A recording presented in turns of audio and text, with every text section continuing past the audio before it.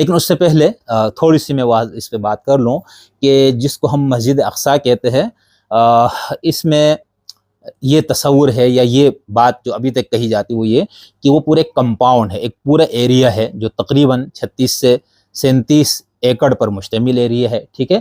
وہاں پر مسجد اقصیٰ اس کو کہے، بیت المقدس آپ اس کو کہے، جو بھی نام دے، تو اس کے اندر کمپاؤنڈ ہے، ٹھیک ہے۔ اس میں کئی عمارتیں ہیں، کئی مسلح ہیں، کئی مسجدیں ہیں۔ مثال کے طور پر مسجد قبۃ الصخرہ ہے، ٹھیک ہے، وہاں پر اسی طرح مسجد قبلی جسے مسجد عمر بھی کہا جاتا ہے اور جامع الاقصیٰ بھی کہا جاتا ہے، وہ بھی اسی ایریا کے اندر موجود ہے۔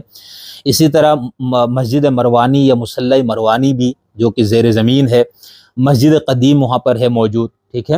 اسی طرح مسجد براق بھی وہاں پر موجود ہے۔